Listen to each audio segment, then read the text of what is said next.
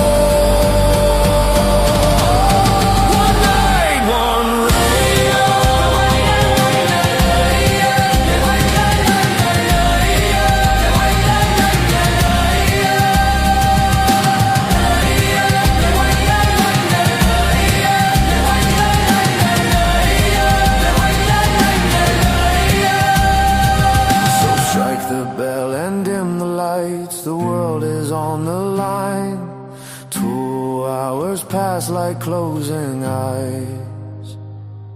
Then fate rolls one last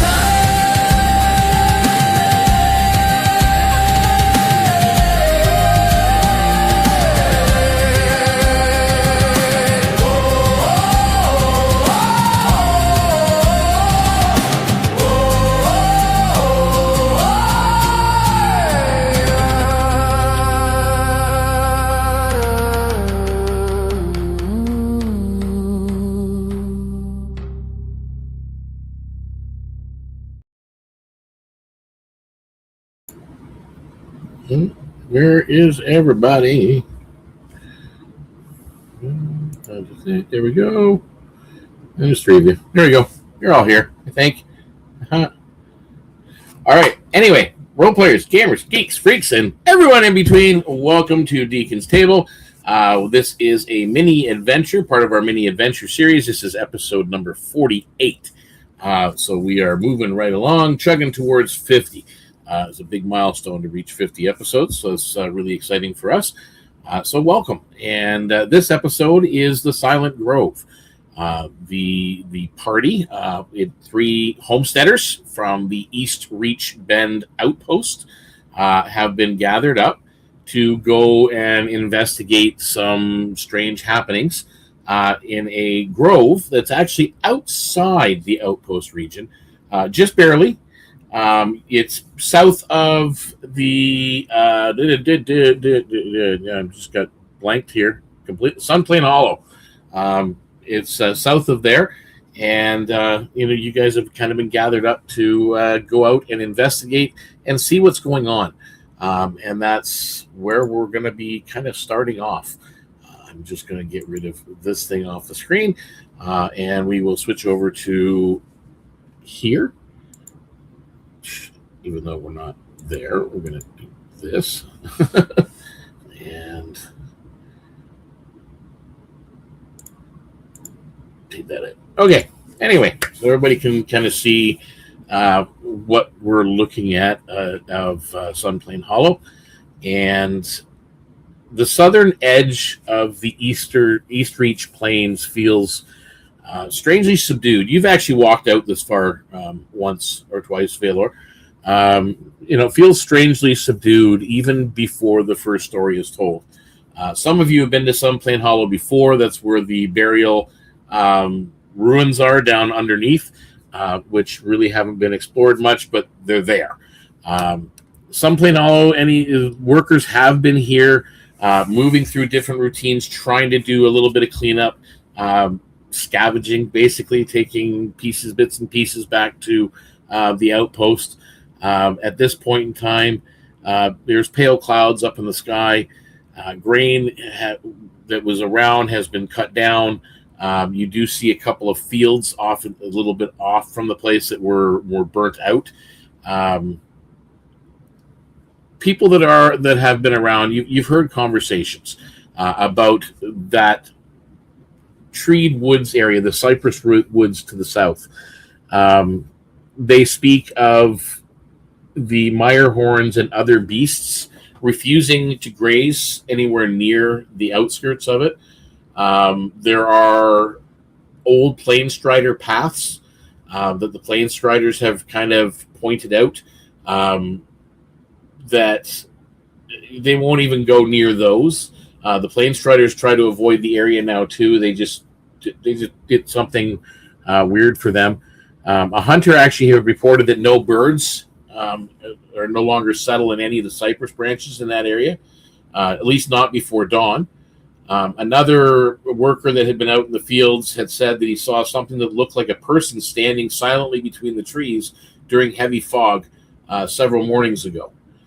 So when he looked again, though, the figure had somehow moved closer. No tracks were found afterwards. He kind of moved away and got out of there.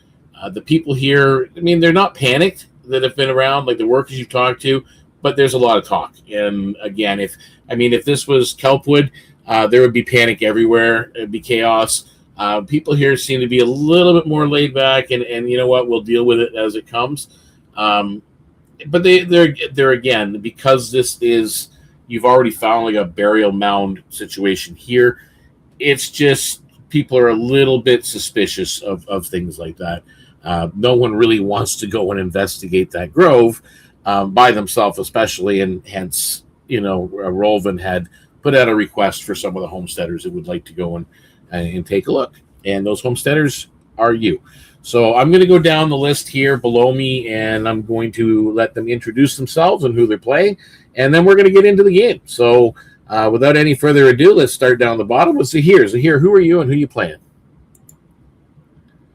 Everybody is muted, by the way, I think, by the looks of it. Yeah, I was. I am Hugh. I am playing Zahir Asher, a desert elf warden. Think of it more like a fighter ranger mix. It's a lot of fun to play. And looking forward to this adventure. Excellent. And above Zahir, we have Riptide, or RT. Who are you and who are you playing? I am Artie, and I will be playing RT, going by the same name. Her full name is Riptide, and she is a mythweaver, which is kind of bard-like, lots of charm magic. We'll probably see that on whatever our wonderful DM has planned for us tonight. Hopefully. You never know. And then we have Valor. Valor, who are you and who are you playing? Hi, my name is Dave, and I am playing Valor. I am a seafolk bog caller. As you can tell, I'm a very large toad, and I am a scion that likes to get inside people's heads. Okay. And that basically sums it up. And I'm Chris, the Deacon. This is my table, and welcome to the game. So let's kind of get into things where we're at. So you've been around the workers. There's actually a couple in here now just doing odds and ends. It is getting a little bit late. so they'll be heading back not too long from now. What are you guys doing as you get to Sunplain Hollow? Well, I guess I would be looking around, seeing if I can see what any of the workers had reported. Okay, so you're looking for clues or evidence of what they've reported? Yes. Okay. Well, you can make me a nature check if you're looking for animal behavior. You can make me a medicine check if you're looking at the behavior of the individuals on that are working, or even an insight on some of them if you wish, depending on what your intent is. Okay. So my options were nature and insight, and what was the first one? And medicine. And medicine? Yeah. Okay, I'll do medicine. That's an 11. So not much. Okay. The individuals, the people they're exhausted. I mean, they're tired. Everybody pretty much in the outpost is almost on the verge of exhaustion every day of the week. Trying to get things up to full sustainability at least.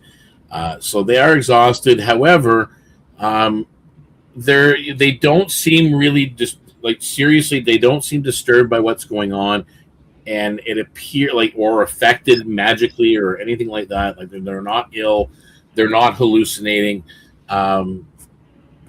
They're being genuine medically. There's no reason why they would be seeing things or anything like that. So that's what you determine. What about RT and Valor, and what do you guys?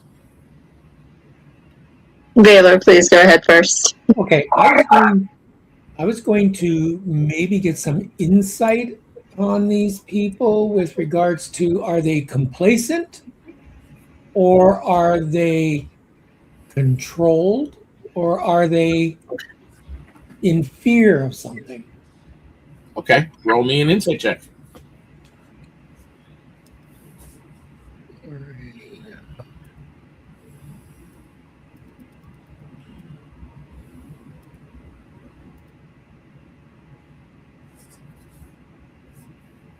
$19.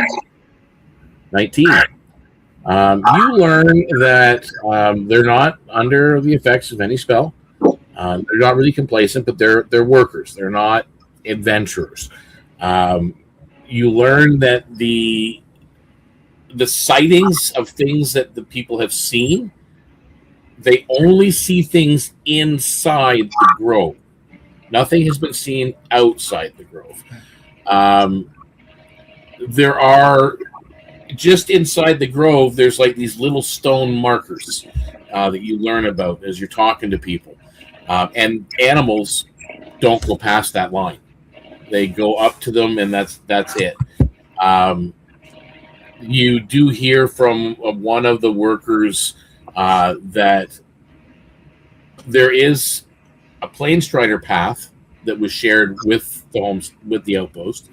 That the Planestriders purposely built around the grove to avoid it. So that's what you kind of spend the time picking out. Yeah. So RT, what about you? I am going to do something that's very in track for RT, and she's just going to walk straight into the grove and put her hand against one of the trees and try to sense if there's any familiar sentience to it. So you're gonna walk towards the grove. You're gonna basically leave the homestead, and because it's like a few minutes out, 15 minutes. Oh, okay. 20 minutes out. I want to get closer, not fully far away because I am not the best fighter in the group, and just try to get a sense of how the area feels. Could I insight check the atmosphere? Or would that be a nature? Let's do a nature check. Alright. See if Owlbear wants to be nice to me today. That's a 6. Yeah, you don't really notice anything. Nothing really stands out to you. It just looks like the plains heading towards. I mean, right now it's a little overcast, and the grove ahead of you is kind of fog covered with layers of mist around. I mean, but it looks like a kind of a storm overcast day on the plains. I mean, nothing seems out of sorts to you. Seems fine over here, guys. Like you're just out at the edge of the homestead at this point. Before you've left, you've gone outwards. Which homestead is this? This is Sunplain Hollow. Is there a lead hand out here? There's no one that's really a resident here. Everybody that's here is from River Quiet Landing. They're here salvaging stuff and just kind of cleaning up a little bit. This is one of the homesteads that have not been taken. And right now, even though there's been talk of others coming from the mainland here, nobody really wants to take a homestead built over top of a necropolis. So it's kind of it's a little on the edge for a lot of people. Okay, well, I'm going to go to someone that looks like they may know what they're doing or what. Yeah, they're all competent workers. You've seen them around before. Yeah, I'm assuming these are locals. So if that's the case, then I'm going to ask what it is. First off, where do we go to enter? What is it do we need to have before we go in? And what is it do we need to know before we go in? Well, you get you approach a group of workers, and the eldest, most respected of the group that you're approaching is someone you've seen in the River Quiet Landing around the outpost. It's Mara. She's a field worker. She confides in you that she right as you go towards the woods, you'll see the Plainstrider path. You'll actually cross it at one point. Just beyond that is, again, you'll see the tree line. It's all open. It looks beautiful cypress trees and a lot of foliage. Looks typical to everybody else. So we decided to cross over and go and maybe investigate a little bit and see if there's any resources that can be gathered from the woods. Got maybe about 50 yards away, and I saw a pale figure standing amongst the cypress trees right before dawn. It didn't walk closer, but somehow it stood closer each time the fog shifted and blocked my view. It just, every time the fog cleared, it seemed closer. It never crossed the little marker stones that are there. It came right to the edge, and that was it. I was out of there. It's not for me.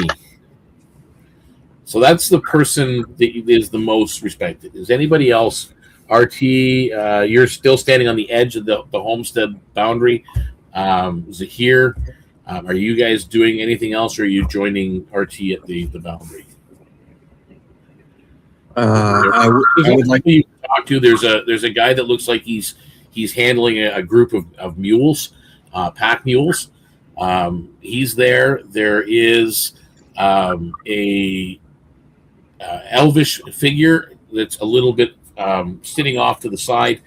He looks like he's whittling down some sticks at this point, and you do see a hooded figure in one of the old burned out hovels that are here. He's kind of a little bit hunched, short, hooded. You can't really see his features, but he's kind of rummaging through some rubble in one of the buildings. So you got a couple of. There's other people to talk to if you really want to. I'll go talk to the hooded figure. He seems interesting. Okay. You approach. Are you being stealthy or just walking over? I have no reason to be Okay, stealthy. so you just walk over. As you go, you're crunching on rocks and sticks and whatever else, and all of a sudden, not even standing up straight, but just kind of looking over, doing a head turn, you see the face of a plane strider looking back at you. Okay, this is the first time I've seen a plane strider. Okay, well, you have heard about them around the homestead. Yeah. Never seeing one up close, but I don't know if you've seen it out of character. You know what they kind of look like. Yeah, I've seen the yeah. pictures. So he's there, and he seems to be gathering. Looks like bits of flint, perhaps in the rubble pile that he's looking at is what it looks like he's gathering up. And he just glances at you, doesn't say anything. Just kind of looks to you and then goes back to his work. And as you approach, you stand next to him. What are you asking?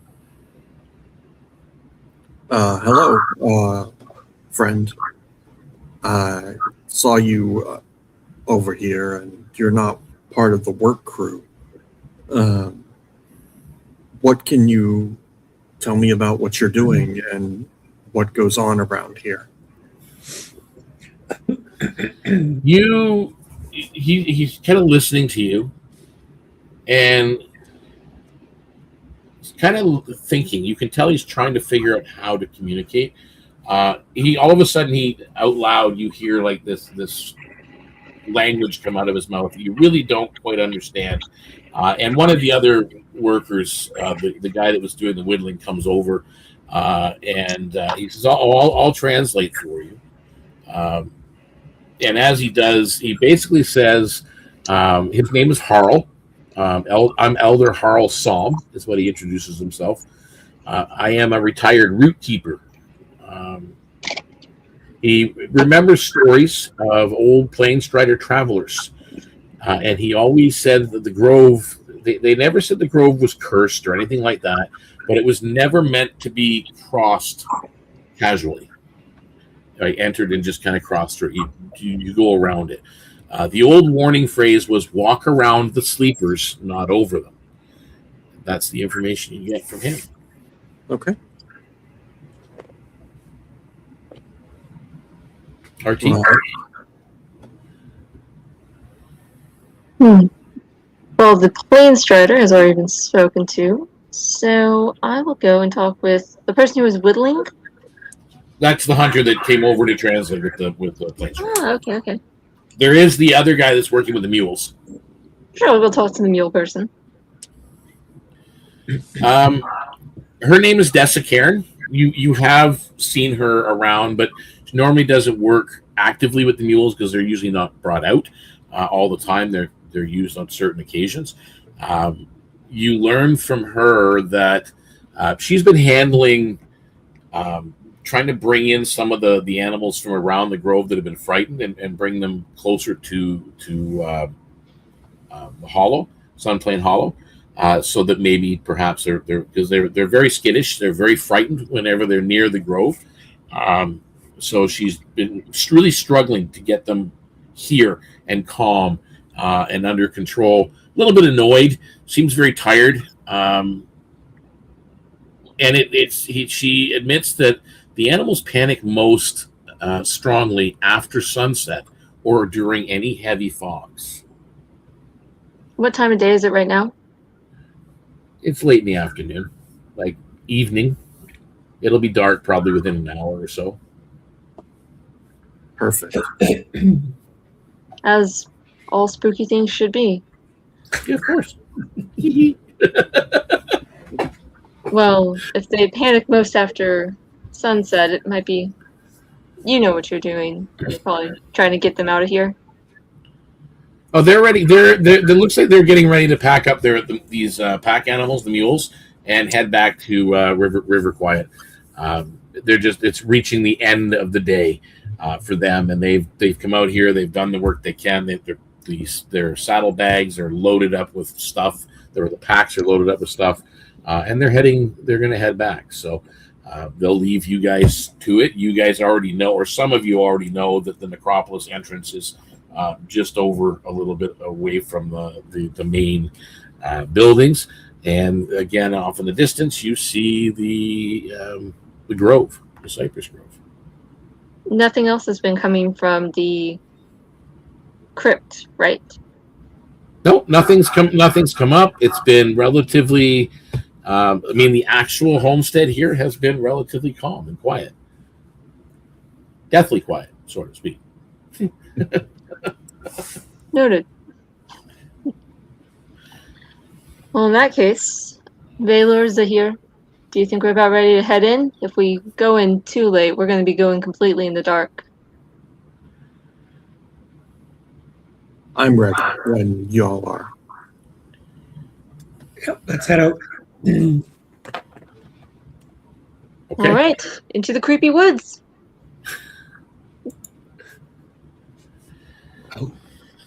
The path south from the ruined edge of Sunplain Hollow does not feel like a road so much as a memory of one.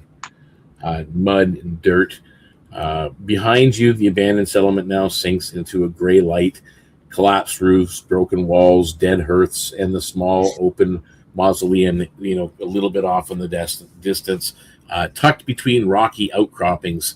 Nothing moves there except the wind through old beams and fog curling across the stone.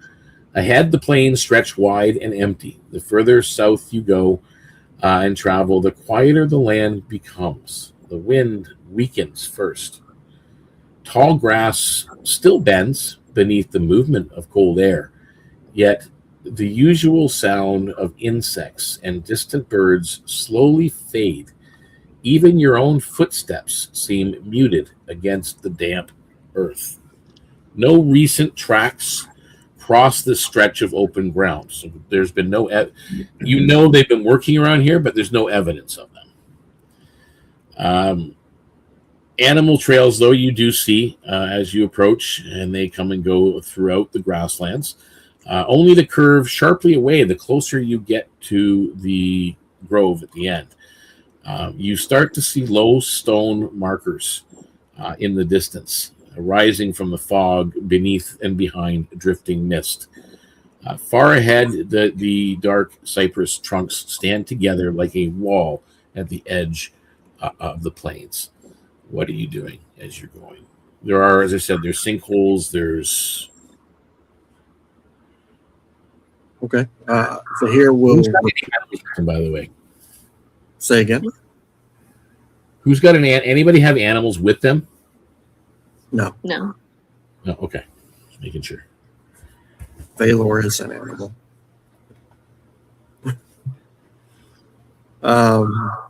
I would repeat what I learned from the Planewalker or Planestrider about not stepping on the sleeping ones or to step around the sleeping ones.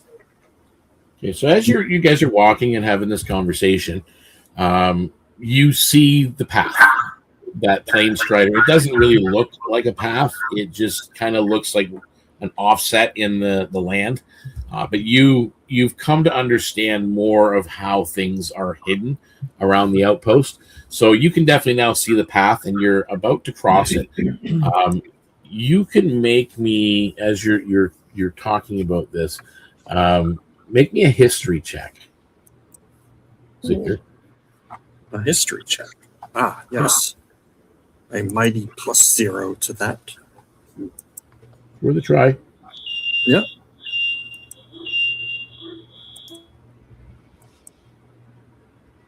Uh, 16.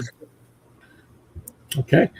You're looking at the route, and you're seeing how it moves and twists and turns around various parts of the fog.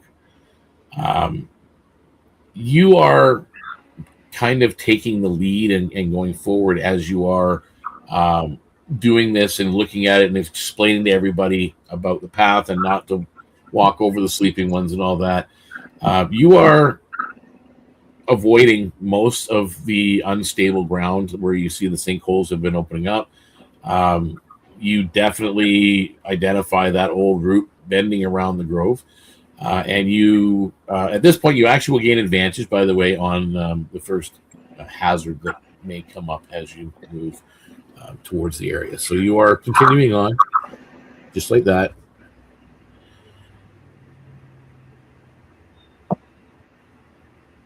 Anybody looking at anything else? I'll try to look at the stones. Okay, so you're kind of looking ahead to the, where is it here? The exposed stones, old root stones and collapsed markers. Let me see where that is here.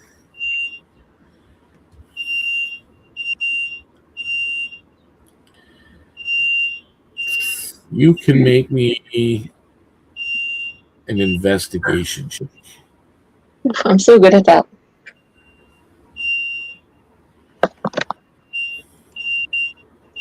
I will actually, Valor, unless you have a different thing you want to do, can I assist you on reading this? You're better at reading this type of thing than I am. Well, I was going to ask whether or not, and I'm sorry if you hear a buzzing in the background. It's fire alarm in the building, so that's mine. Anyways, that's why I'm going to mute it when I'm not going to talk. So, is this familiar to me, being out in the western plains off Freshwind? Like the sound, the silence of sound, and it's different. Oh, it's different? Okay. Yeah, this is different. This isn't like that. When you were over in the other area of the grasslands, that's a silence that seems to be coming from the land itself. Okay. It's odd. This is something in that grove is having an effect. Okay, so what is it that It's an investigation. investigation? Yeah. So I'm going to get +1 on it. So Oh, well, I'm assisting you, so you get an advantage at least. And guidance? okay. So we're going to do this. We're going to add 1, and we're going to do that, and it's an advantage. And we're going to go here, and it's a 20. So let's see what we can do.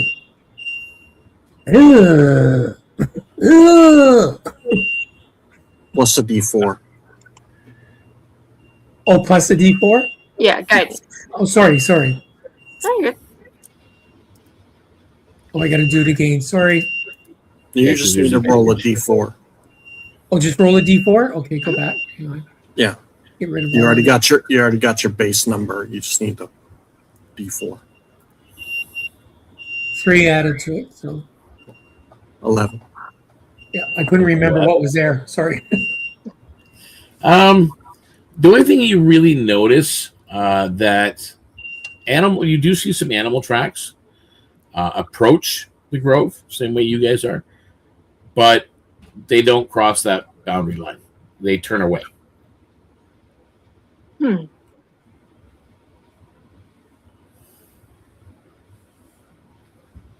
Does it seem like maybe they are moving from it through fear? Are their prints maybe heavier? No, it just seems that they kind of go up to the edge, maybe out of curiosity or hunger or whatever, and then they just literally stop, turn around, and move away. But it's not like the Bloomheart Grove boundary? No, they're not. They're not running or anything like that. They're not being repelled by it. They are obviously being repelled by it, but you don't know why. Maybe they're afraid of it. Maybe it's just some kind of invisible barrier for them. It's hard to say.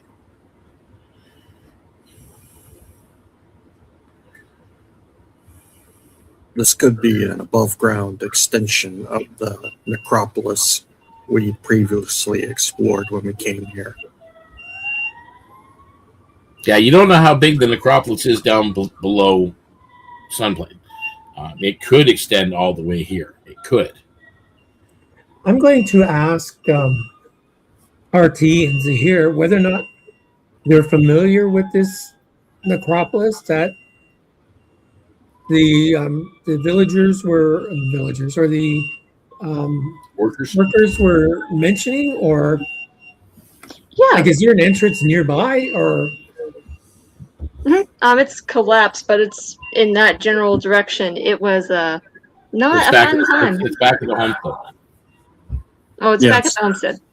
Yeah. Mausoleum, the necropolis is below Sunplain Hollow directly. Okay, you know what? I'm walking across. Sorry. Okay, so you're just moving forward. Anybody else going with Valor? Of course. Yeah, I can't let him go alone. Okay, so the three of you start We're gonna moving get in forward. trouble. We're all getting in trouble. As you are moving forward, I need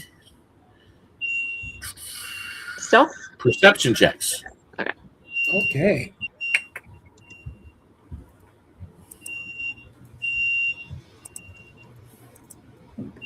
Ugh.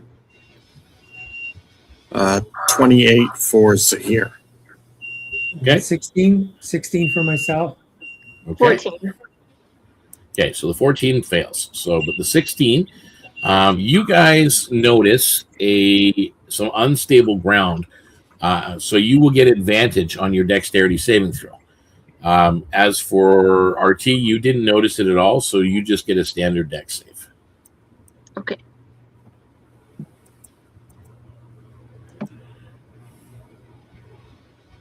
Well, my dex save is 11 with advantage. Oh, dear. Yeah. Okay. 19. 19, so you made it.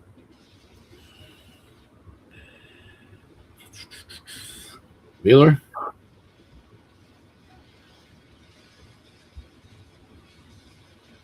You muted Valor. I don't know. Yeah, you got mute on. Muted. Sorry, you got a nat 20 on that. Okay, Hey, so the go only person Valor. that failed was here. So RT and Valor, you avoid the ground as it kind of a sinkhole forms, and you do manage to step 5 feet away without harm. However, as you're crossing over, you fall into kind of sink. The ground kind of gives way, and you sink into deep mud with stones and bits of roots and twigs, and you take 6 points of damage. It is all bludgeoning. Okay. You can tank some of it if you have it. No. Your speed is halved until you're cleaned. You're literally covered in mud. Nice. I don't have Guardian Stance up, so it's not half damage right now. Okay. And yeah. So you continue as you move forward. We need. Where is that window? This one right here. There we go.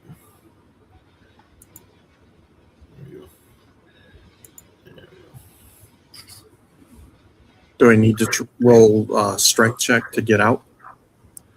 No, you can get yourself out. I mean, it's not. You're not. If you were rushing or something, then yeah, probably. But yeah, you get yourself out. You're covered in mud. If anybody's able to press the digitation, it would make it faster, and it would allow your movement speed to go up. Press to digitate. Thank you, Art. You're welcome. Okay, let me bring up my thing here. Oops. Okay, so you've just passed over the markers. There's more things ahead. It's dark in the forest. Who has, let me see, what did I put the vision at? Right now it's at about 60 feet. All right. Does anybody have something bigger than 60-foot dark vision? No, but if it's dark, I would activate my light rock to give me a little color into that 60-foot of dark vision. Okay, so you can see there's stones. and stuff moving forward. Let me just see. Fog patch. So the fog patches make everything count as difficult terrain you're moving through. So you are moving slower anyway. The standing stones that you see can provide you with cover if necessary, if something happens. Visibility, though, beyond 60 feet is, even in the clear areas, you can't see past that because of the fog. It makes it difficult. And the sinkholes, by the looks of it, there could be others as you're kind of moving into the wooded area. What's everybody doing as you're crossing in? Is anybody doing anything specific? Well, I am not bothered by difficult terrain due to my boots. Same. So I'm going to pull the cloak closer and try to stealth ahead a little bit. Okay, move yourself where you're going, and oh, double ones. That's impressive, honestly. So where are you headed to? Out there. Okay, so let me see. Not too far, but hoping you get a little bit more. Okay, so we'll do that.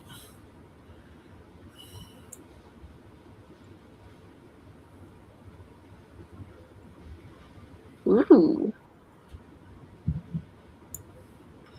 There's a big stone box ahead, and you start to hear movement off to the one side in the woods.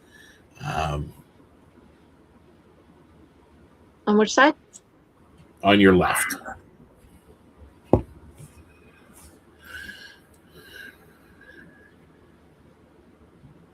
So you heard something. Zahir, what are you doing? I will follow RT since she's making such a racket. It won't be hard to find her. Yep. Okay, so you move up. There's a definite big area, some big stone something up ahead. And there are these markers around and everything else that you're seeing. But you hear it once you get to here. You hear movement to the left. Is that to the bottom of the map or towards the stone? Like over here. Yeah. Okay.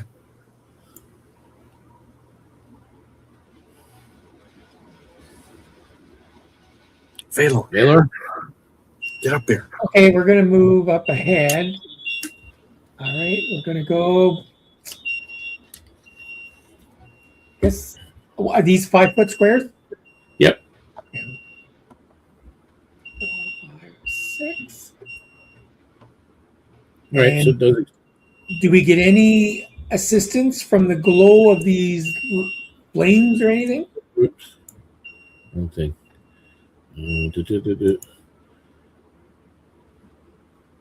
Okay.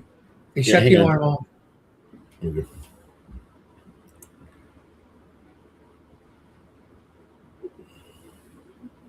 And because of the glow of those lights, you can see that. Okay. However, at this point, you hear the sounds to your left. Oh, I'm going to pivot and I'm going to try and intently listen. Are they human? Non-human? Are they chanting? Are they singing? Or are they... Well, as you're standing and kind of listening and readying yourself, you see, I'll blow this up.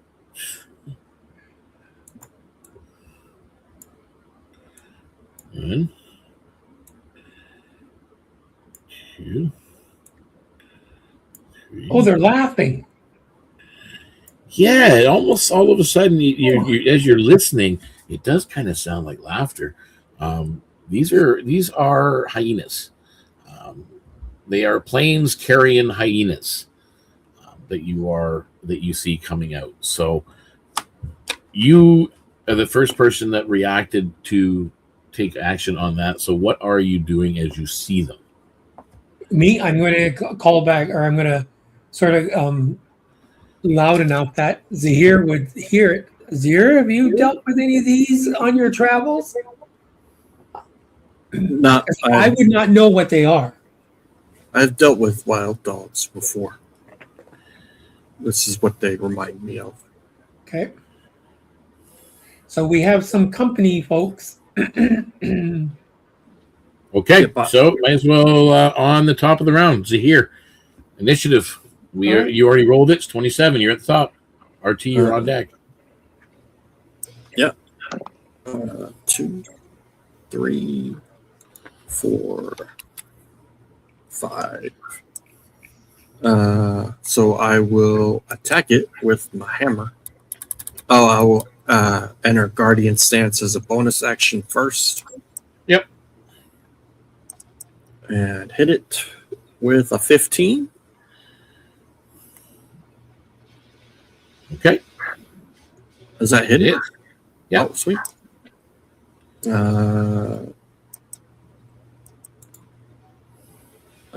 8 plus 5 is 13 for bludgeoning damage. Yep. Then 9 fire damage.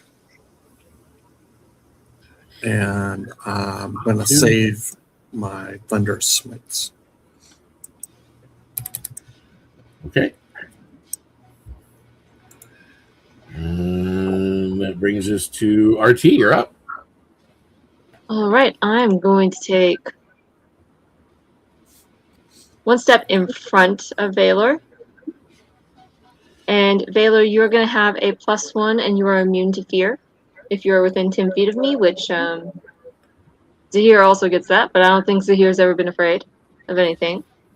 So I'm going to shoot a firebolt at the one directly south of me. Okay.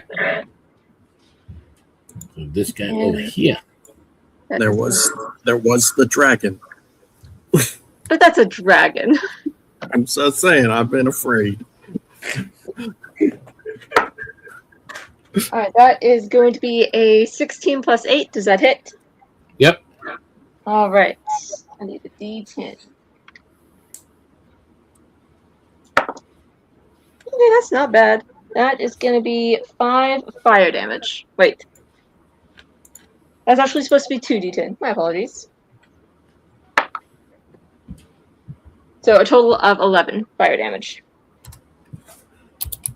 Okay. That brings us to Valor. You're up. Okay, I'm going to strike the one that is directly in front of RT. Yep. And I'm going to hit it with a. I'm not gonna add on any modifiers, so we're just gonna hit him with a psychic energy right now, or psychic assault right now. Wisdom save. That's when that one is intelligence. Sorry. Oh, intelligence. Ooh. Okay. So 11. No. Okay. So we have a 6 and a 9. That's 15. Psychic damage. 15 points. So that'll be...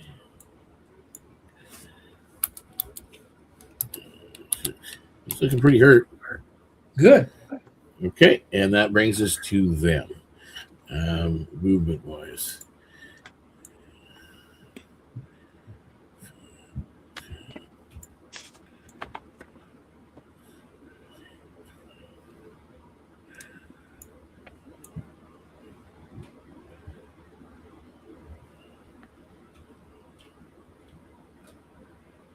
Okay, that's where they move to, and they do attack. Because they are within 15 feet of each other, they do get advantage on their attack rolls. So it is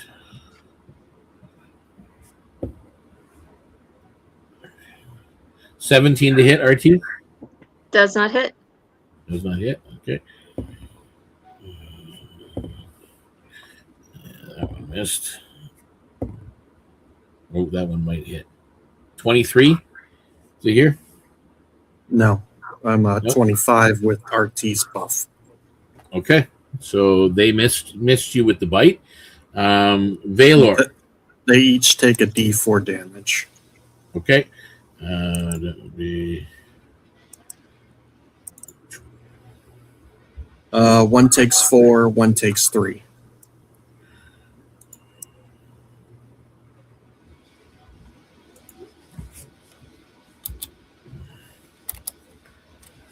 Okay, one's dead. And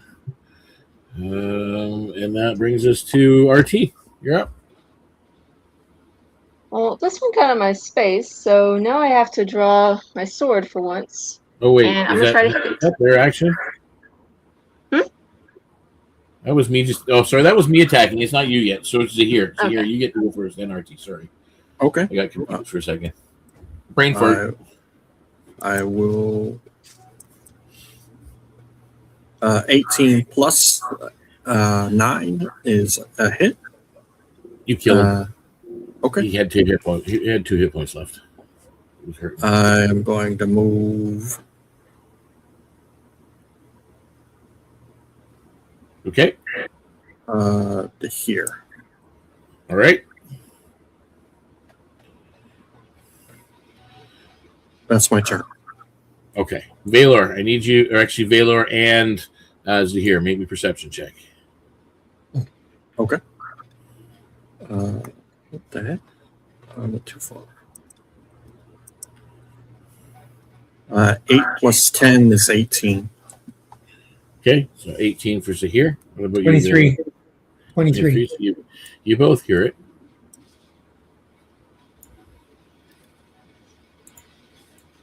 What the hell is that? Ooh, big puppy. That's A the big matron. one. That's the matron mama. Yeah, that's the Scarred Pack Alpha. That's what he is. We will be Okay. with them. So it is RT now. It is your turn now that Zahir's moved there and done his thing. I don't know that that's a problem, so I'm going to get into flanking with Zahir, and I'm going to try to hit this one. Okay, go ahead. With advantage. That's going to be a natural 20 plus 6. Oh, yeah, that hits. So that is Obviously. on my D8. You might want to hit this guy. Maybe. Well, we'll see. The rapier's not that strong.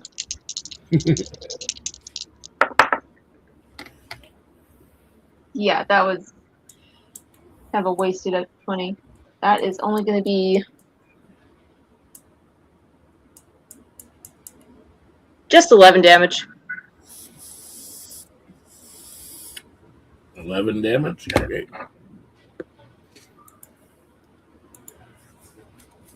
And that will end my turn.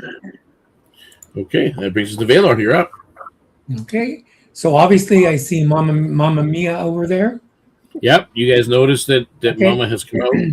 Or, I'm not sure, Mama, Dada. Who knows? Okay.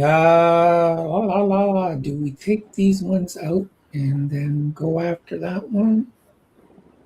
All right. You know what? I think what I'm going to do is let's hit the one right here. Yep. Let's get him out of the way, and I'm going to hit him with a psychic assault. We're not going to add anything. He failed. He's got a -4 in his intelligence, so. Oh, okay. So he's taking 8 damage. 8 damage. 8 psychic damage. Okay.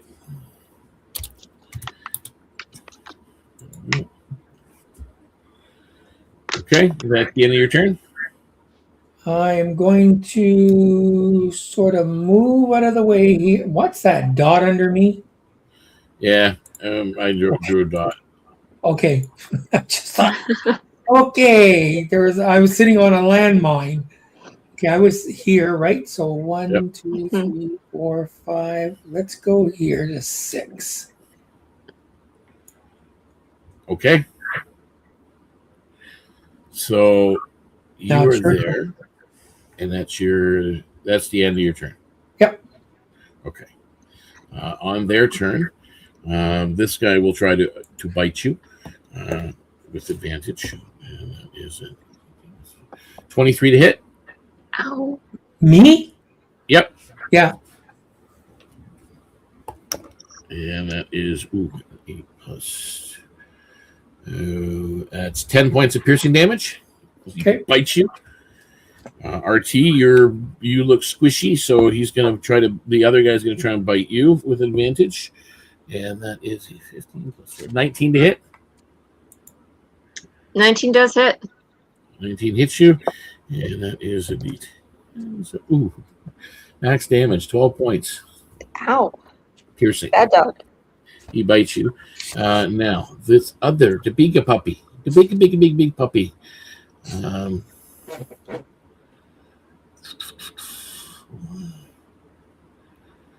He is going to. What's his? Yeah, okay. 15,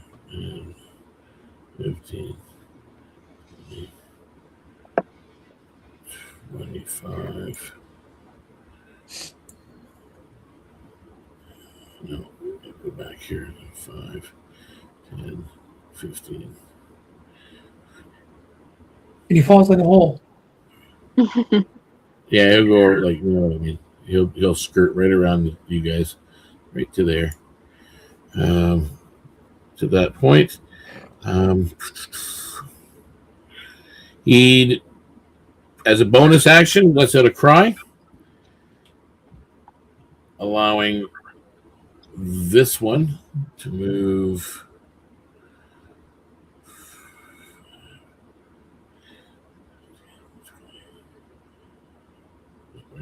15 to there.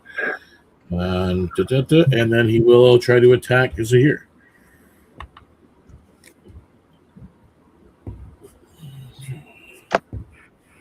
First attack, nat 20. Second attack, a 18. That's going to miss you. So one will hit you. The bite will hit you. Okay. And that is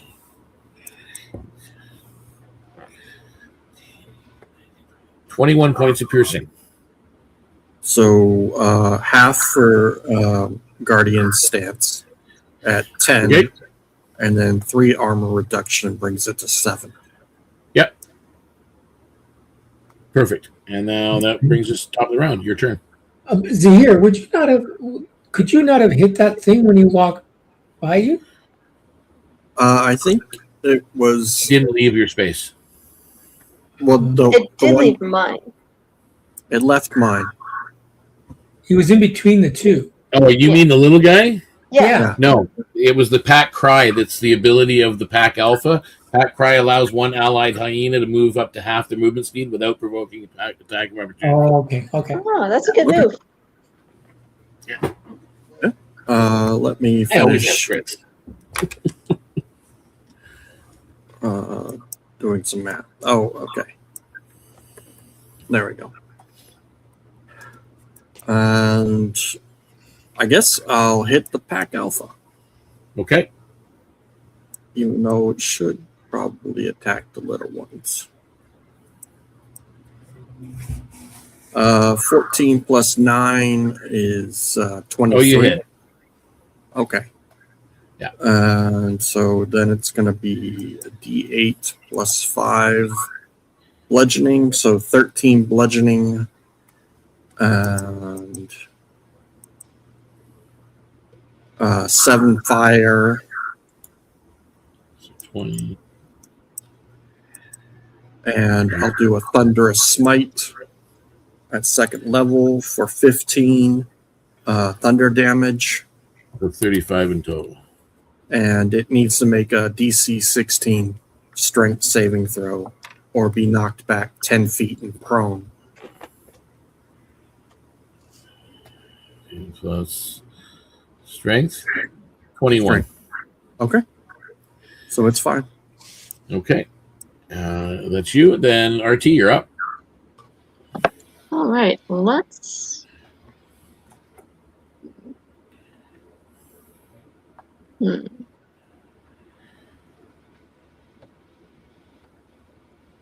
I have to debate on what I'm going to go for. Let's go for big one. Looks like it's going to be a problem. I would like to fail a wisdom save, please. Wisdom. 13. That'll fail. All right. Okay. What do you do? So RT reaches out and starts to say something in primordial. That familiar songlight comes forth and wraps around its neck. Only doing 4 points of damage, but it is just tight enough that it is going to get disadvantage on its next attack. Okay, so he has disadvantage on his next go. Okay. Yes. All right, not a problem. And it was psychic damage, if that makes a difference. Yep. Okay, Valor. All right. Obviously, we're going to hit the big guy. Same reason. Could be a problem. So we're going with a minus 14 on a saving throw. No. Okay, so he failed. Yep. And we're going to give him an extra kiss, shall we say. So let's go for it. What are we going to do? Yeah. That almost looks like a 7. Almost. Almost 6. only counts for horseshoes and hand grenades. 6 damage, psychic damage to him. Oh my god. Way to roll a 1. All right, so it is their go. 5, 10, 15, 20. He takes off into the dark trees. This guy, this dude here, Valor, he is going to attack you with advantage. Yeah, that is a 19 to hit. Oh, of course. Okay. So that is a D10 plus 2 plus another 2 because Pack Alpha's here. So it's 8 points of piercing damage. Okay. And Pack Alpha is going to go at Zahir. Okay. And it is a... It does have disadvantage. It would be a normal roll for it for one of those attacks. What's that? RT gave it disadvantage. Oh yeah, he's got disadvantage, so he only gets standard attack. So. But Chris, it gets advantage from the pack tactics thing, right? So it's he gets advantage, but then it cancels out, so it's just a straight roll. So it missed you. Okay, by 2 or more. 23 and a 19. Yeah, it's 2d4 bludgeoning. 8 points of bludgeoning damage from the shield. Okay. That is their turn. Top of the round. Zahir, you're up. Okay. I'm going to try to hit the Pack Alpha again. 12 plus 9 is 21. It hits. Okay. A D8 plus 5, 11.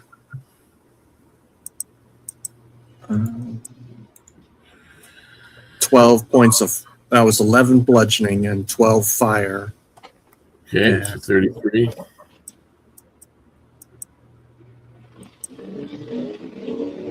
And 17 for Thunderous Smite. And another DC 16 saving throw. Strength saving throw. You killed Pack Alpha.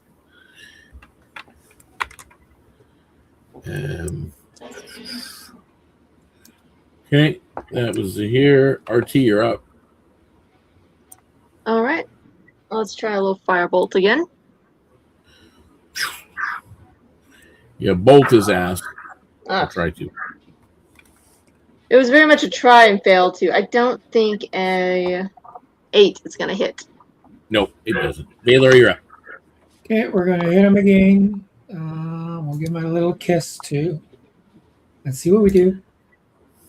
Ooh, 21 psychic. So we got to try and intelligence save.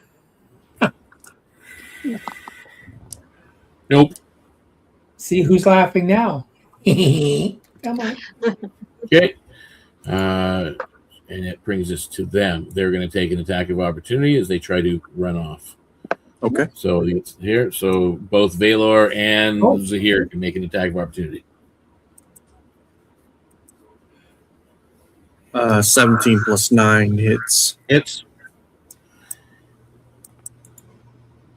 11 bludgeoning. And he's dead. He drops. So Okay. there are So- 2 dead hyenas and 1 dead pack alpha at this point. You, for the first time since crossing, like you guys were, it's all tense. You get up to the boundary. The markers are there. You cross the boundaries. You kind of RT sidesteps a sinkhole. There are other sinkholes ahead. You see this large stone structure ahead as you're moving, and then all of a sudden these hyenas came out and attacked you as you were moving towards everything. So taking it all in, let me go back. Where is everything? Why can't I not get in there? There we go. Can I harvest these guys? You'll be able to, yeah, at some point, but I don't think you want to do it now. At this No, very it'll take a little time. Yeah. Okay. Is that other one still there, or did he run off? He ran off. He's gone. Okay. Yeah, he's long gone. Sorry, I'm just loading up the right chapter. And there we go. So the cypress grove kind of rose out of the plains, kind of like a wall, almost looked like a wall with the fog and everything else around it. Looked almost like a wall of stone. The massive trunks, as you're looking at them now around you, they twist upward into a canopy so dense that much of the daylight fails, or the much of the skylight at all, daylight, moonlight, it fails to reach the ground. Curtains of moss hang from ancient branches while pale fog drifts slowly between the roots. The air feels cooler within this grove. Stiller. Low stone markers that you've seen continue between the first trees. Unlike the weathered stones scattered across the plains, these have been carefully maintained. Dirt has been cleared away from their bases. Fallen branches have been moved aside. Nothing grows directly upon them. The silence is immediate and noticeable. No insects, no birds. Even the wind is reluctant to enter the grove. Several narrow paths wind deeper between the trees. Near the center of the grove stands this weathered stone doorway on the other side as you're approaching. I'm going to kind of zoom in because you're getting a better look now. Yeah. You're getting a chance to oversee what there is. There is a doorway, and we're going to put it right. Oops, why is it turning gray? Right here. Big stone door. Okay. There are ancient funerary statues that are lining portions around this large stone something in the middle of the grove. As you study the grove itself, movement briefly catches the edge of your vision.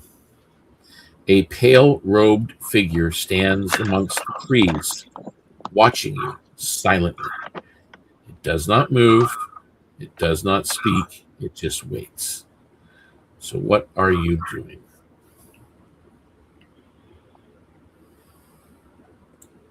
Zahir would look at it and go, "I see you, friend. Can we help you?" You're trying to directly communicate. Oh, there he is. Okay.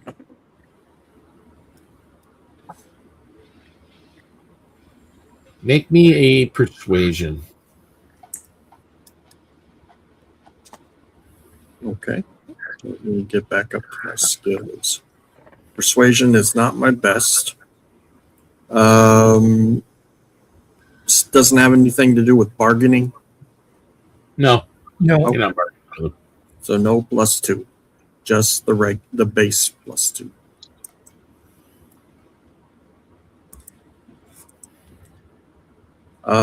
Six. Okay, it just stands there. How are your weapons being carried right now for everybody? Oh, In my head? Yeah, it's in my you get your hand. weapon out. Yeah. Well, Valor's is in his head. Yes. But Zahir just finished killing the alpha. So his is in It his- would have been like a few, like, you know what I mean, a few minutes as you walk further in and expand this area you're looking at. So you'd have time to put your weapon away if you wanted to or whatever. So. Okay. Yeah. I would have put it away. It moves closer to that doorway. Doesn't say anything. Just moves closer to the doorway. Anybody else? Did it disappear? No, No, I it's up found here. it. I found it. It just blends in. I guess I would approach the center.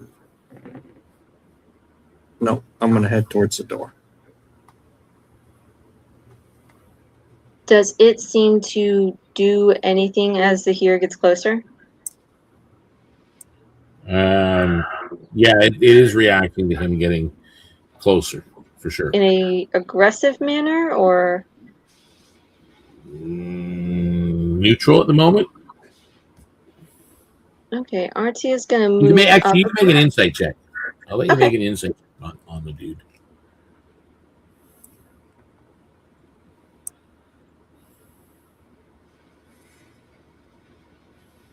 Gonna add a D4 to that.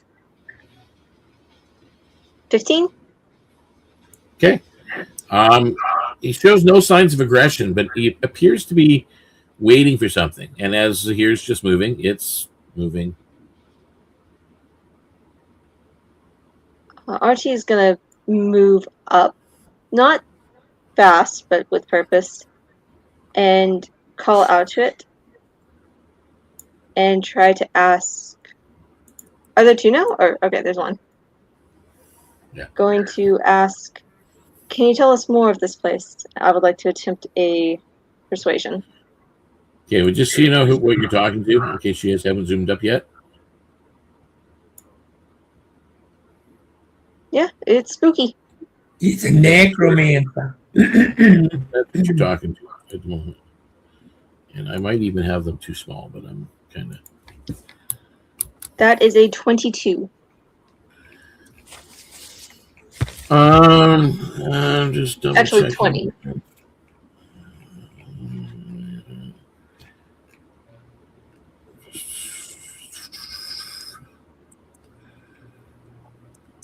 Just kind of watching here 1 second. What is his languages?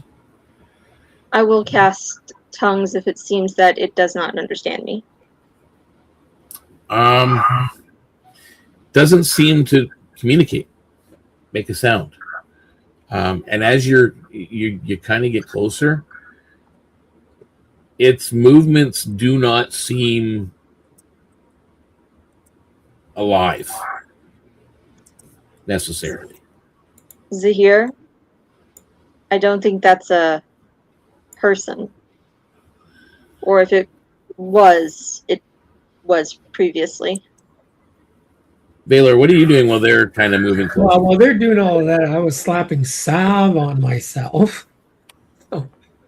Okay, I'm just gonna roll for the thing on it. Okay, so you're doing some healing on yourself. Oh yeah. So here, make me an insight check. An insight check.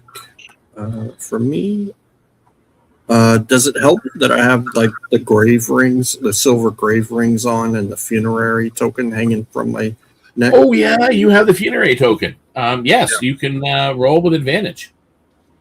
Okay. Insight is +8, so let's go to Albert.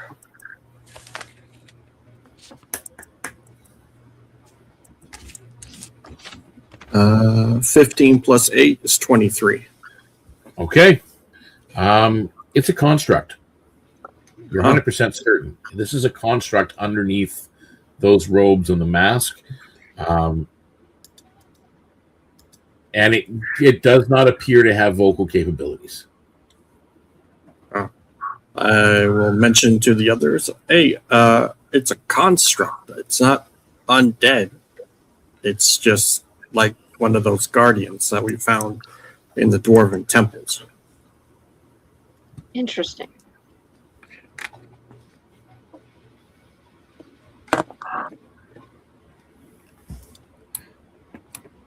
Okay.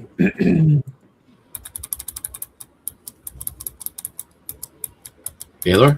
Okay, so I'm done my oiling down. 1, 2, 3, 4, 5, 6. How high up is, like, how tall is this sarcophagus? Oh, as you get closer now, and that's what you're focused on at this point? Yes. Yeah, it is definitely what you just said it is. Okay. It's about 15 feet wide. Okay. And about 30 feet tall. Okay, so I'm not looking over top of it. That's why. Well, I mean, 30 feet lengthwise, like it's 30 feet by 15 feet. Okay, but height-wise, it's about the sarcophagus is about 5 foot thick, maybe 6 feet thick, but it's up on a raised stone area, so there's a couple steps leading up. But you're kind of on the edge of that.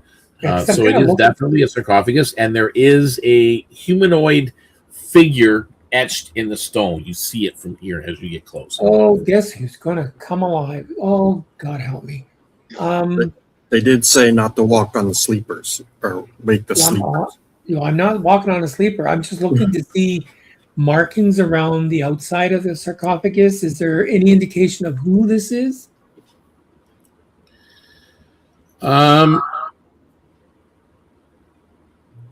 Very well. It's a large individual, as in larger than giant folk. Ooh. Mm-hmm. Oh. Yeah. Oh. Like true giant size. Oh. There's no not hieroglyphics, but any pictograms or anything on there? Nothing? Nope. I can't say that's, like Bill the Giant. No, and as you know, again, and you guys are looking around, and this figure it's stopped, by the way. Here you moved up. It kind of moved up to where it is, and it stopped. This figure, almost as it stands still, is almost part of this grove around it. The ancient cypress that rise up above it, surround the area. It blends in very, very well. It's half hidden as well by the fog as it drifts in and out. And strangely enough, now that you're thinking about it, you didn't see it walk to you. You never actually saw its leg move. You seen it in one spot, and then the fog kind of drifted in front of you where you couldn't see, and then all of a sudden it's closer, and then closer. Like a weeping angel. Bingo. Exactly what it's like. Doctor Who fans, gotta love it. We need to not be here right now. I think it needs a hug. Its face is smooth. It's a smooth mask without any expression. Its hands remain folded before its chest. The grove around it is still, like around everything, except for the fog drifting between the trees and these stones and the sarcophagus that's there. And for a moment, the figure, again, disappears behind the mist and the fog. And when the air clears again,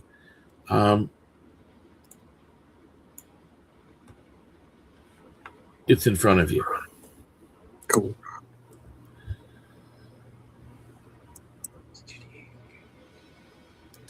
So what is everybody doing at this point? Zahir's going to give it a really good look. He thinks it's a construct. But what is it made out of? Let me see if there's any way of figuring that one out. Is it corporeal?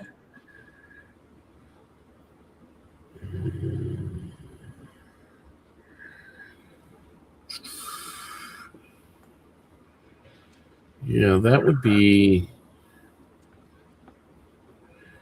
An investigation. You can attempt perception or insight Okay. to see I'll do- anything more you can get out of it. I'll do perception because I have a plus 10 in that. That is 16. Okay. You success. That's a success.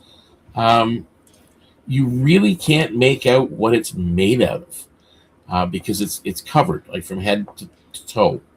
The mask, you can't see anything. However, it's not really behaving as a predator would. It's more behaving like a guardian. Yeah. And it seems to be focused on boundaries. Like as the closer you got to the sarcophagus and the door, the closer it got to you. And so far, it really hasn't done anything else. Okay. I will hold out my hand to see if it will shake it. Okay, so you got your hand out. RT, are you doing anything as Zahir puts his hand out to this thing?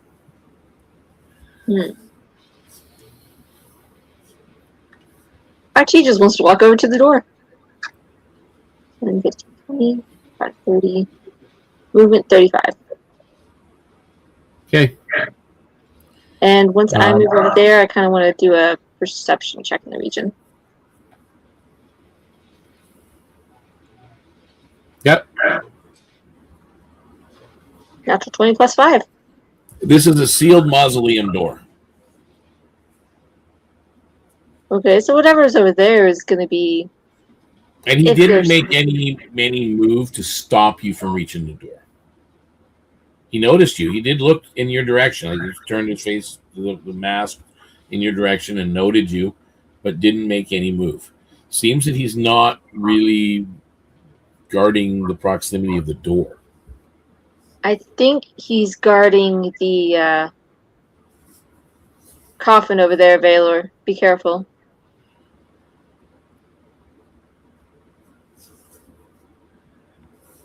Okay, so Valor, what are you doing?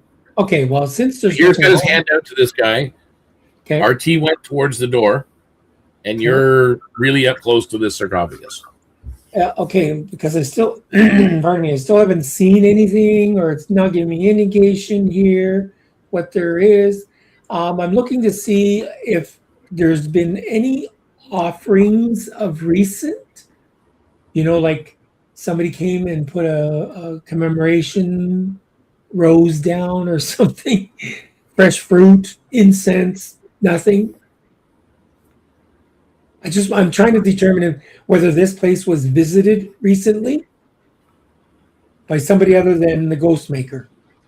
Just curious where this map came from. Oh, there it is. That's why I'm using it. Okay. Never mind. Yeah, there's lit candles by the stairs. The slab, it's a solid slab. There's no lid. It's just a solid slab of stone that is lying here. So maybe it's not a sarcophagus. Maybe it's a marker of some kind. Well, most sarcophagus is a solid slab lid that slides across. Yeah, there's no lid. So there's no crease between the top part of it and the walls, the sides of it. It's one solid block. One solid block of stone. Oh, that don't look good because that thing could transform itself into something. I'm gonna, since those two are on that side, you know what? I'm gonna go on this side too, and I'm gonna go 1, 2, 3, 4, 5, 6, and I'm going to observe this stone. I see there's markings on it, so I want to look at it. Like, is it your basic funerary marker? Is it a marker of history, of important events? I'm still trying to determine who the hell is laying under this thing. What languages do you speak? Bog-like. I think languages.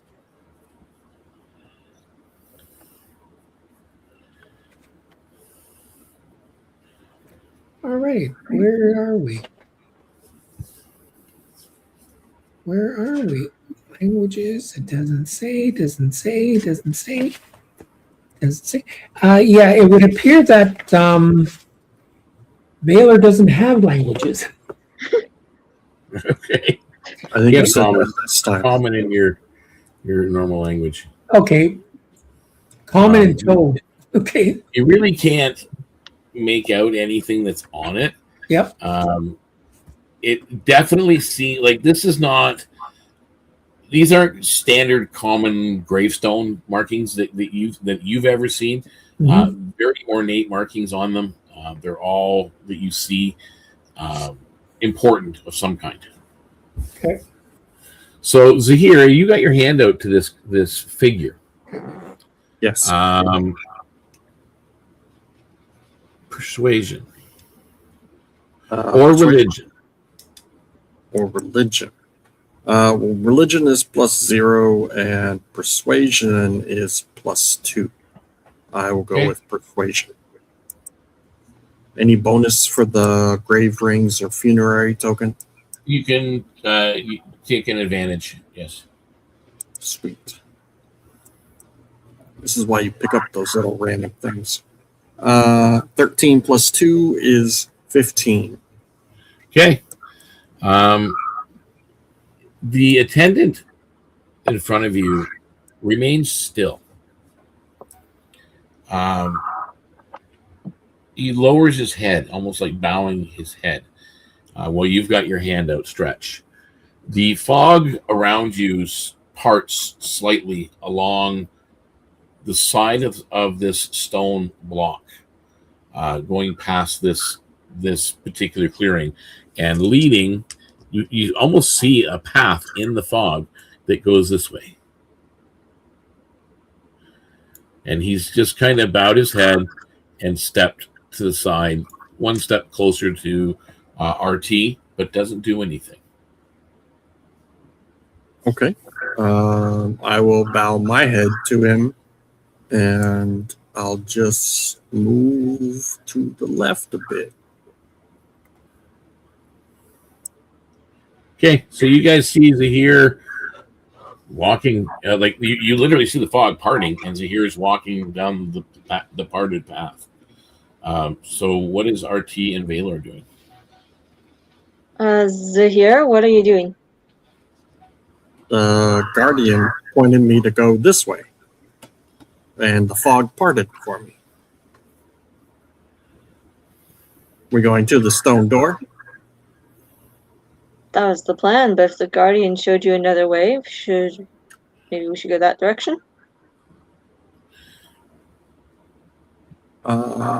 Yeah. Just acknowledge them and head Okay, this way. so you guys head through this spot and continue along. You can all make a note that during the next scene, you can have advantage on your first religion, history, or persuasion check during this next section. The path beyond this first attendant winds deeper and deeper into this grove of trees. The cypress trees grow even larger here, their roots rising from the ground like the backs of buried beasts. Moss hangs in thick curtains.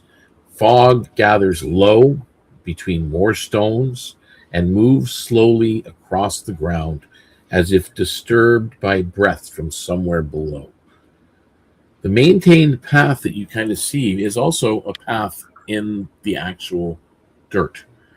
And it ends at a wide clearing, ringed by more ancient stones. Let me see if do I have the scene for this. I don't know if I do.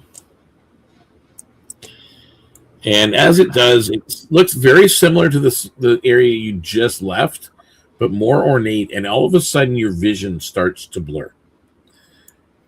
And what you see, where is it? Come on, where are you? Great. I don't know what it did. Oops. It blurred too much. Yeah. It's not letting me put the map up. That's not helping. That's not good. Well, we may have to do this without a battle map, but let me see if I can fix something. So we're going to go to that. Put just so you can see what the map is supposed to look like. Why it won't load, I don't know. There's a glitch in it or an error. All of a sudden, the clearing that is root and dirt and fog and cypress tree starts to look more like this. A scene of what it was probably 150 years ago. Maybe. So that is kind of what you're seeing as you're moving forward. Each stone is taller than a person. Some lean beneath the weight of centuries, but none have fallen. Their bases are clear of weeds. Their carved faces have been cleaned by careful hands. Shallow oil basins stand between them, each one dark with old residue, but free of leaves and rainwater. At the center of this clearing lies a massive burial slab where you see where you see that figure standing there, but you can also see that there's another burial slab exactly here underneath this illusionary vision that you're seeing. It's half swallowed by roots and damp earth. It's far too large to be even this is definitely a crypt or a sarcophagus, 100%. You see the lid on it and everything else. Ancient carvings cross the surface in worn lines, a great shield, a lowered blade, a closed gate, and 5 figures stand watching the group of you beneath the cypress branches. This is not a cemetery. This is one grave. When you look back towards the trees and the path you came from, 3 more attendants now stand silently among the fog-covered trunks. None of them were seen when you were arriving. And I know I don't have the battle map on front of me, but I can load up an image here for you to see what they look like. If I can find the...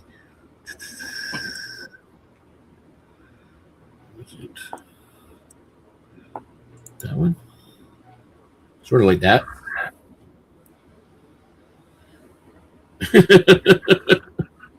So you get the idea of what you're kind of coming into, but the sarcophagus is big. Like it's definitely a giant sarcophagus. It's not giant kin or giant folk. It's giant sized of some kind. Okay. So that's what you see. I mean, the central burial site here is obviously a giant sized being. The attendants are around you. There's like a group of them in front of you. There's a group of them behind you. They are openly watching you and monitoring you, not speaking, not making a sound. They seem to have accepted your presence because they're not moving in any hostile fashion. So what's everybody doing as you're in this space? You're at moments you don't see this illusionary vision of what it was.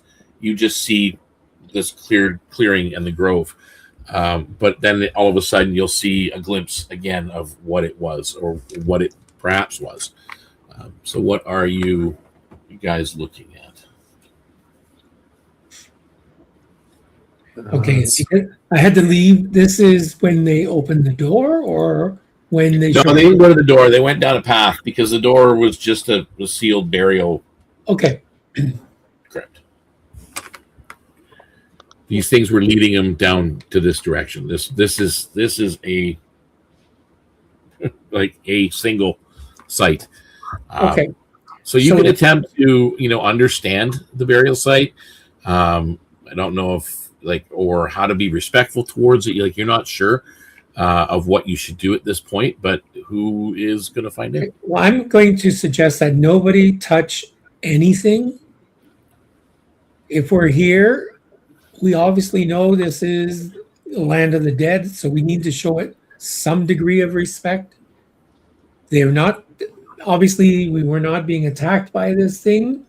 They are guardians. They are like servants to the dead. As long as we're not going to cause disruption to their home, shall we say, there should be no need for them to come after us. That's what I'm saying at first. Okay? Okay, and what is Zahir? What are you doing as he says this? Zahir will step forward and say, I see you, Guardians, and I respect your eternal vigilance. Okay, so you're and he'll bow his making a head. gesture out of respect. And he'll bow his head like they did for him. The other one did. Okay, RT. So there were 3 of these attendants, and then there were 5 figures. Yeah, they're. Let me trying to see what images I actually have on StreamYards that I can. Assuming the attendants are the constructs, I want to know what the figures are. They look like this. They look the same, but you can see their arms. You can see their metallic construct arms, and this one actually has like a metallic face. It's not a mask over. It's an actual metallic face with sealed lips that don't move. And that's what the 5 figures ahead were. The 3 that are behind you now are like the other one. Yeah, I'd like to try to determine if these things are as old or older than the structures around us. Make me. So you're looking at the figures.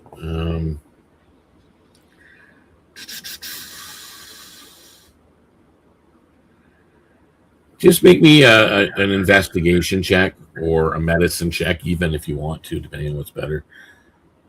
They are the same number, so let's go investigation.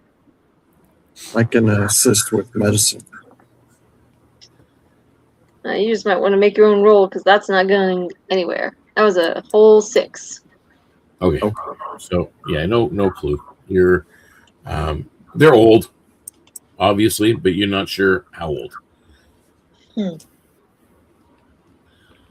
Baylor? Okay, so in the room, there's these 5 figures. Okay. But there's 5 figures. It looks like a room, but you're not in a room. You're in a clearing in the grove. Okay. There is a. It looks very similar to the last section that you were in, except this isn't just a block. This is an actual sarcophagus that size, much more detailed. But what you're seeing with that picture was an illusionary vision of perhaps what this space used to look like. Okay.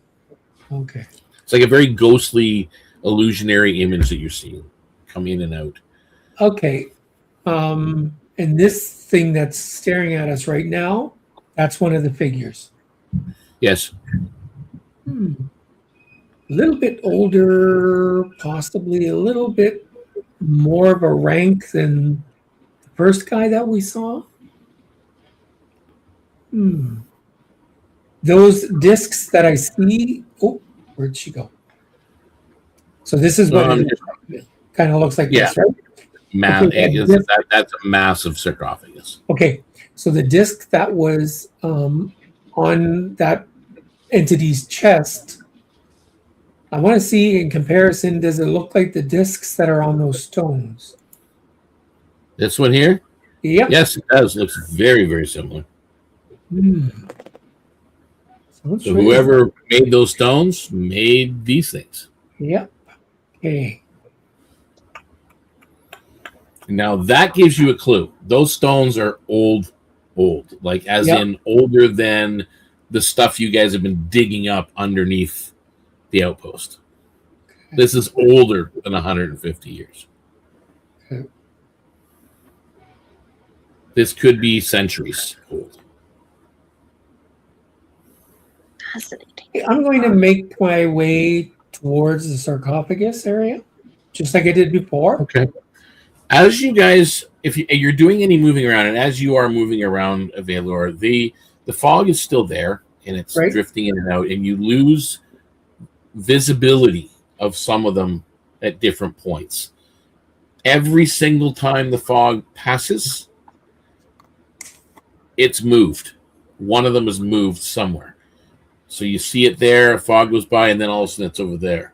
And same thing with another one. And then it's very disconcerting, to say the least, as you're watching this scene around you, trying to kind of get rid of the ghostly illusion that's showing you what was and seeing what's actually here. And as these things are also around you in the fog and moving when you don't see them move.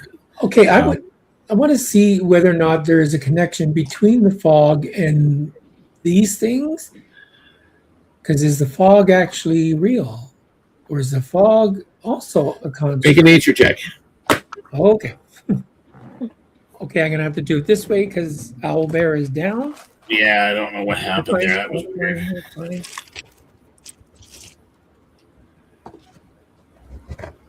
I can assist you with nature. Right. So you have advantage. Where's the other one?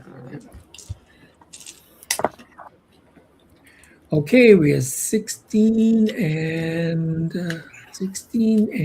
2, 18 in total. Okay. It's real fog. Oh. That's moving about the area.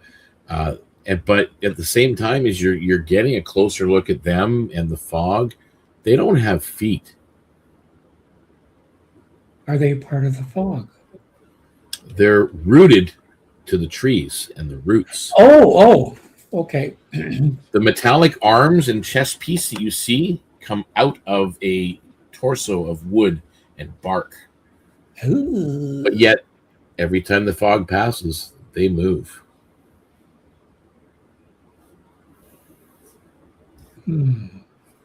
RT. Are they actually in the fog, or is it? What do you mean in the fog? Like when the fog. They're all in the fog.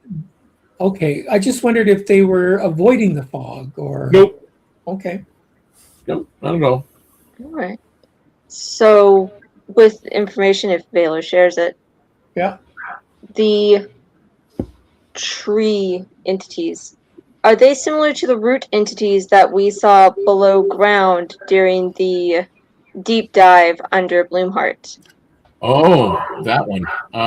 Older. Older than those? Oh, yeah.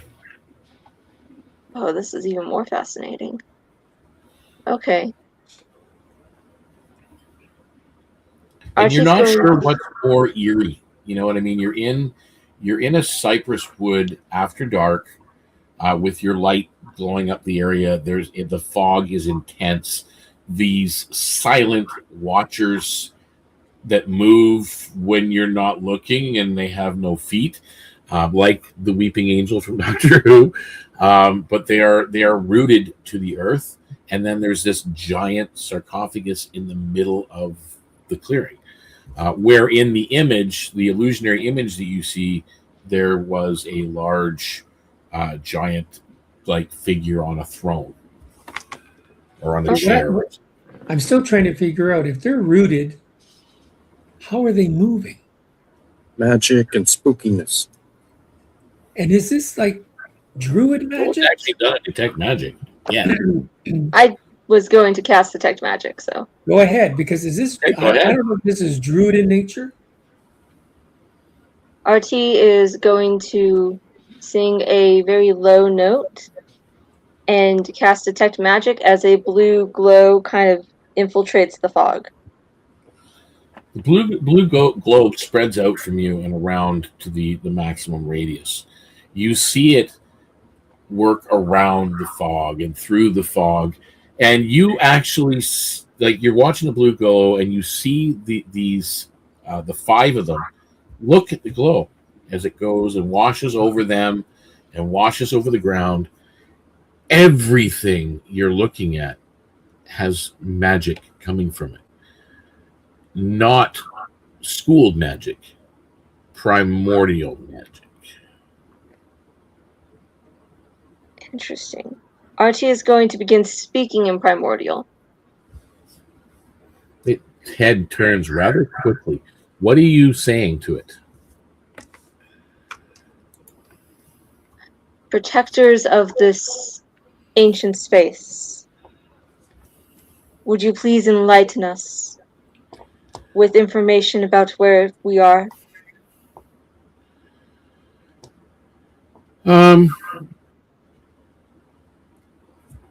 I need you to make a history, religion, or investigation. Okay. It's not even persuasion at this point because they're already kind of accepting of you. I think you still have advantage on that roll. Yep. I do, and I need it. Okay, let's not use the blue dice. Let's go this wood-looking one. And let's throw a bardic on here because I really want to figure this out. All right, that high is a 14, 15, 16, and 17 total. We'll say history. One of the attendants behind you haven't moved. They're still where they were started. When you look back, they're still there. It's the 5 that are shifting around, and the one gets close to you. All of a sudden, the fog kind of passes before your eyes, and as you kind of look to your right, it's right there. And it's looking at you, and then it looks over to the big sarcophagus, and fog passes again, and it appears beside the sarcophagus. This thing is tall. It's about 6.5, 7 feet tall. This sarcophagus is massive. And he just kind of it stands quietly over it, and then it bows his head, and then all of a sudden the fog goes, and it appears beside one of those standing stones, and he lines himself up so that he's literally standing right next to it, like they were twinned or partners, and he's focused on the sarcophagus. You're noticing that obviously the slab was built for one immense figure. These standing stones are a ceremonial watch ring. As you're kind of putting this all together, he's not communicating, he's not saying a word. The carvings that you're seeing, you do recognize some primordial carvings in some of the stones because you hadn't looked at them yet. They are describing a guardian, not these things. They're describing what is in the ground. A guardian, not a tyrant, not cursed undead. And these attendants are here to protect rather than haunt, is what you put together. Archie will share that information with the others and begin to approach the sarcophagus. And she is going to, in a very soft tone, sing one of the primordial funerary songs as she approaches. All right, let's. As she's doing this, here, what are you doing? If she explains what she discovered. Yes. I'm assuming you guys are sharing this information amongst yourselves. Just making sure. He'll go, I knew they were guardians, just like the ones below in the necropolis and that we've encountered before. He'll approach the sarcophagus and bow his head. Okay. Valor. Okay, I was at the sarcophagus all this time. Yep. And so I kind of observed what the ghoulie thing did, or the tree type person, druid, possible, I don't know, bowed. I just watched Zahir bow his head. So I will reverently, you can just see it, I'll nod my head towards the sarcophagus itself, but I'm still examining the sarcophagus, looking for anything that would give us an indication as to who is in that thing. Okay. I need all three of you to make religion checks. RT, you can make it an advantage. Excellent. Well, we should all have advantage because of the previous. Yep, I used mine for the last Yeah. thing, so this is a new advantage for me. So yeah, you can all take advantage on it for religion. Now, this will burn up your advantage. Okay. Well, I have a mighty +0. 23. I have a nat 20 plus 1, Okay. 21. I have a 14. Okay. You get like you're looking at the carvings, and you're being respectful here, but you're looking at the carvings. Something about them you're looking at, because again, you're from the desert and you've seen burial sites before. Something about the carvings seems off, like they're meant to be a warning rather than anything else. That's what you're kind of seeing. Valor, you've kind of looked, and you notice that as RT is singing, all of the figures have bowed their heads, and they're focused on that sarcophagus. You also noticed one of the symbols that seemed to stand out all of a sudden. It's basically a symbol of a closed gate, almost like warning of something below, of disturbing something below, not meant to be disturbed. It is not, it's a grave, but it also seals an entrance. You're picking that up. You're looking at everything and respectfully doing so. RT, one of the figures closest to the sarcophagus kneels briefly towards the burial slab. You see pale light moving through the grove in the distance. Through the fog, you see many more standing stones.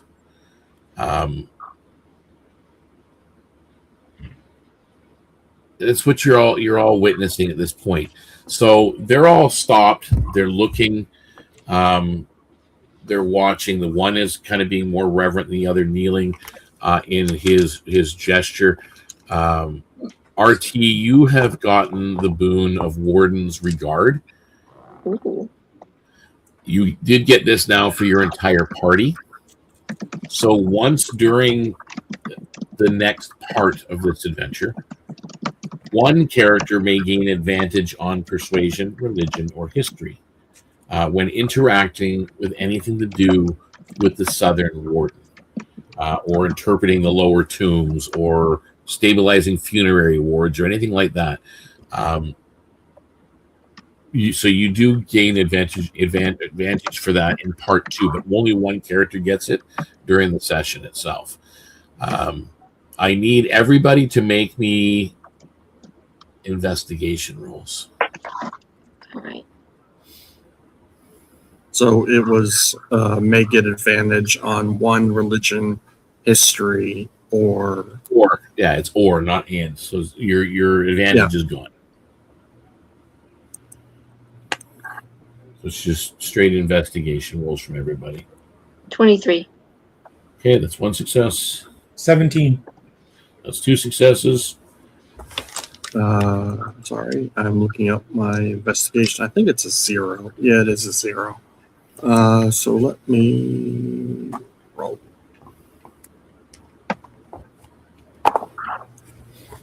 I got nat 20.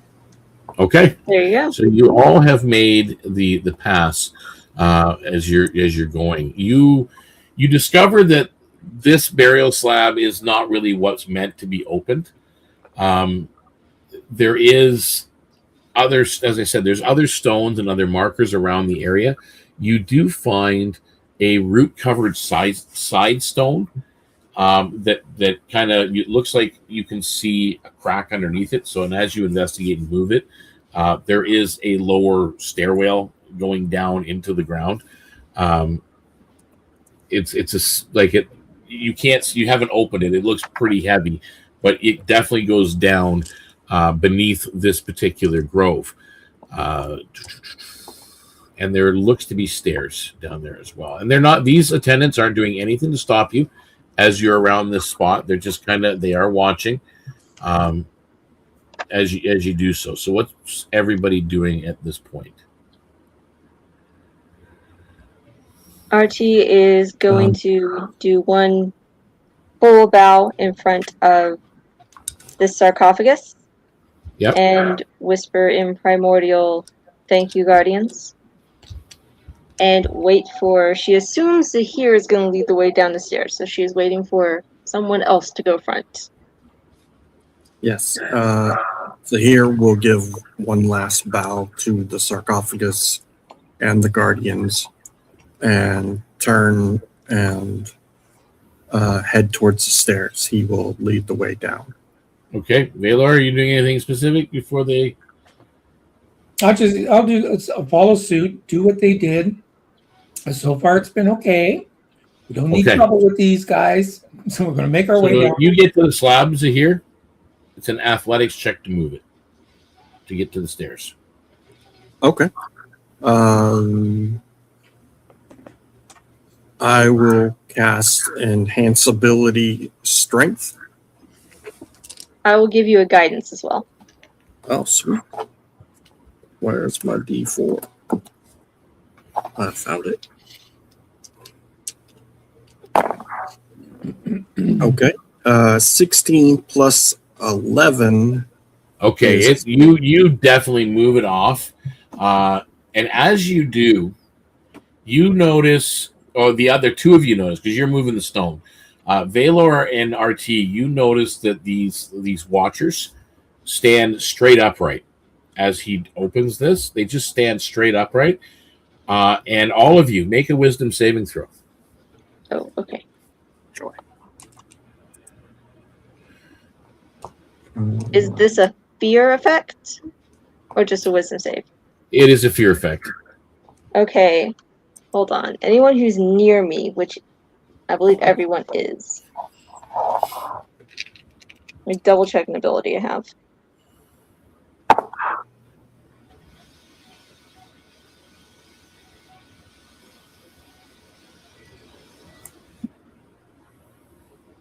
Allies within 10 feet of me cannot be frightened. Okay, so they can't be frightened. But you still need to make a wisdom saving throw. Okay. 18 for myself. I got a 22. Okay. So 2 successes. And I gotta find my wisdom save, which is not high. Okay. We'll see. Hey, okay, that's a 19. Hey, 3 successes. So as you're kind of looking at this, you remove the stone, and all of a sudden you all feel this pressure, grief, and warning. You all take 5 points of psychic damage.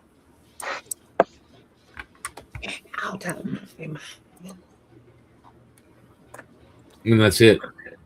It's kind of opened up in front of you. And with that, we are going to end episode 48, MiniAdventures, The Silent Grove, before we figure out what goes beyond below. So, okay, just out of context, did that damage come from below or directed at us by the... It's a triggered effect on the opening of the door. Okay. Yeah.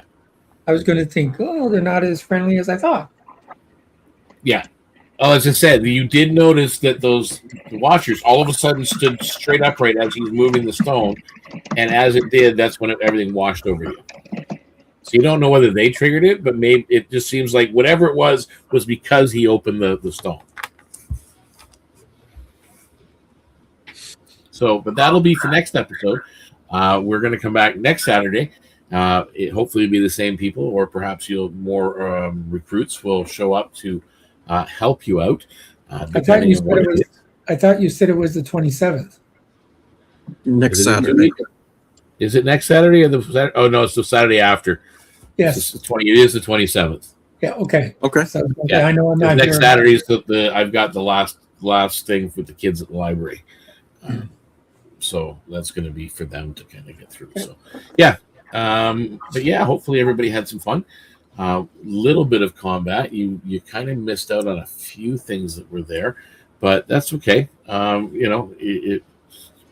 You're all alive. It's a relatively cerebral event, but that was pretty good. Yeah, it's really this particular adventure it does have some challenges to it, but it is a lore investigation, exploration type setting, where you're finding out a little bit more about what was on this island even before the first settlement at Eastreach Bend. You've already encountered a giant kin, a giant folk, has a cyclopean at that, has arrived in the Bend, in the outpost, and has been living in the encampment. And he's from the island. He's from Thalos Reach. So there are obviously giant folk here, but this is not giant folk, unless they're, overcompensating for something. So this is like a full-size, giant-sized sarcophagus. And the markings on the stones appeared to say, well, except for some reason, Zahir's got this idea that they're warning you to stay away.